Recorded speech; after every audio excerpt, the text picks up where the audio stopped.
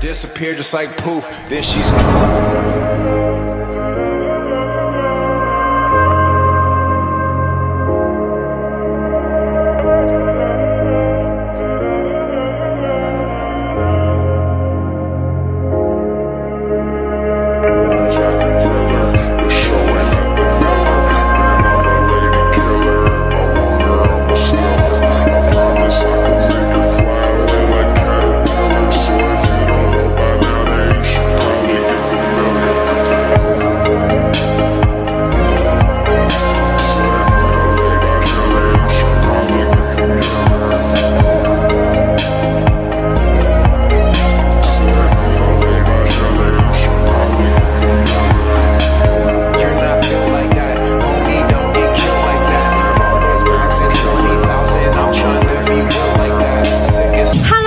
Kalian tahu nggak sih sistem pemerintahan dua negara ASEAN?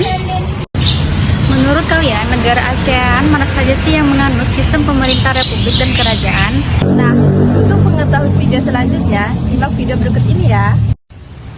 Jadi guys, sistem pemerintahan negara ASEAN yang berbentuk republik itu ada 6 negara, yaitu Indonesia, Vietnam, Filipina, Myanmar, Laos, dan Singapura. Sedangkan sistem pemerintahan negara ASEAN yang berbentuk kerajaan yaitu Malaysia, Thailand, Kamboja, dan Brunei Darussalam. Nah, di sini kami mengambil contoh dua negara ASEAN, yaitu negara Indonesia yang memiliki sistem pemerintahan republik dan negara Malaysia yang memiliki sistem pemerintahan kerajaan. Yang pertama, negara Indonesia. Indonesia memiliki bentuk pemerintahan republik dan bentuk negara kesatuan sebagaimana yang telah disebutkan dalam pasal 1 ayat 1 Undang-Undang Dasar 1945 yang berbunyi, negara Indonesia ialah negara yang memiliki kesatuan yang berbentuk republik. Nah, dalam sistem pemerintahannya, Indonesia menganut sistem pemerintahan presidensial.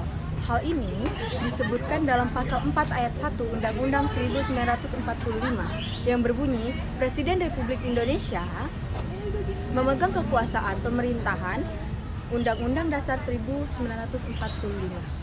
Sistem pemerintah Indonesia dijalankan dengan rakyat memilih langsung presiden wakil presiden melalui pemilu. Presiden menjabat selama 5 tahun dan setelahnya bisa dipilih kembali hanya untuk 1 kali jabatan saja. Presiden menjabat sebagai kepala negara dan sebagai kepala pemerintahan. Yang kedua, negara Malaysia. Malaysia menganut sistem pemerintahan parlementer. Sistem pemerintahan ini didasarkan pada model British Westminster. Sistem pemerintahan ini dikepalai oleh yang berpetuan agung sebagai kepala negara, dewan negara atau senat, serta dewan rakyat atau dewan perwakilan rakyat. Dalam pasal 32/40 Konstitusi Federal Malaysia dituliskan jika yang berpetuan agung merupakan seorang raja konstitusional yang dipilih untuk menjabat selama 5 tahun. Agung serta Ratu Raja Permasyuri Agung dipilih oleh penguasa turun-temurun. Kesembilan, Kesultanan di Malaysia atau yang lebih dikenal sebagai Conference of Rule. Kepala negara Malaysia atau yang diperatukan agung memiliki wewenang untuk meningkatkan Perdana Menteri sebaiknya kepala pemerintah.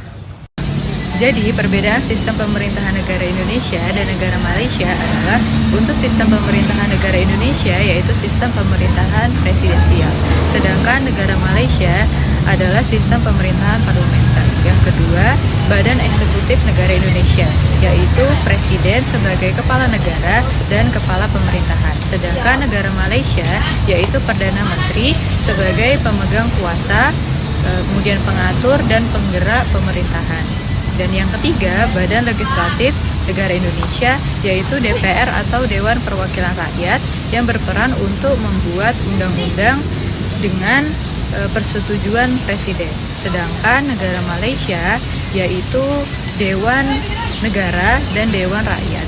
Dua lembaga ini berperan untuk membuat undang-undang. Untuk yang keempat, kepala negara. Untuk Indonesia, presiden tidak memiliki kekuasaan dalam hal perundangan dan kehakiman. Sedangkan Malaysia yang dipertuan agung memiliki kekuasaan di bidang eksekutif, perundangan, kehakiman, pemeliharaan agama Islam, dan keamanan negara.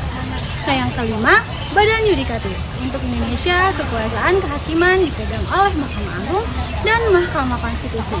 Nah, sedangkan Malaysia yang di Pertuan Agong melantik Hakim Besar, Persekutuan dan Mahkamah Tinggi serta Peguam Negara atas nasihat Perdana Menteri. Nah, yang terakhir, yang keenam, bentuk negara untuk Indonesia merupakan negara kesatuan. Sedangkan Malaysia sendiri memiliki bentuk negara federal dan negara bagian yang menganut sistem pemerintahan monarki demokrasi. Sekian dari kami akhiri. Wassalamualaikum warahmatullahi wabarakatuh.